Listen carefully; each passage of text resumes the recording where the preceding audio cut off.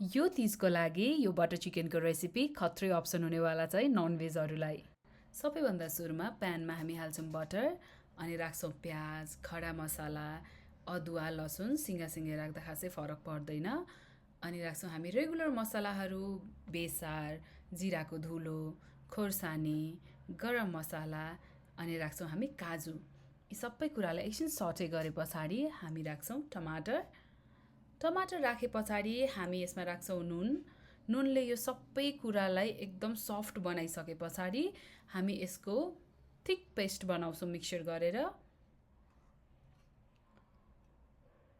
यस्तो मिठो बास्ना आइसकेको थियो यो पेस्टको, यति खाउँ खाउँ लाग्दो नै बास्ना आइसकेको थियो है।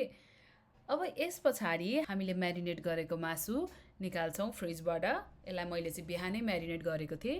यसमा मैले अदुवा लसुनको पेस्ट, नुन, बेसार, दही अनि गरम मसला त्यति राखेर म्यारिनेट गरेको। दही मजाले चाहिन्छ।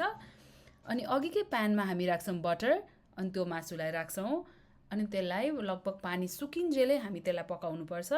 अनि त्यसलाई निकालेर फेरि त्यही प्यानमा थोरै बटर राखेर अघिको मिक्सचर राख्छौँ अनि त्यसमा राख्छौँ कसुरी मेथी अनि टन्न फ्रेस क्रिम। अनि यो सबै कुरालाई एकैछिन सिमर हुन छोडिदिन्छौँ। हजुरलाई नुन लाग्दैन जस्तो लाग्छ भने अलिकति नुन हाल्दा फरक पर्दैन अहिले। अनि मैले कलरको लागि कश्मिरी लाल मिर्च पनि राखेको छु। अनि राखेँ मासु। बास्ना त कति मिठो आएको थियो है। अब यो सबै कुरालाई टेस्ट गर्ने बेला आइसकेको छ है। आज मैले यो बटर चिकनलाई पेयर गर्दैछु आटाको नानसँग।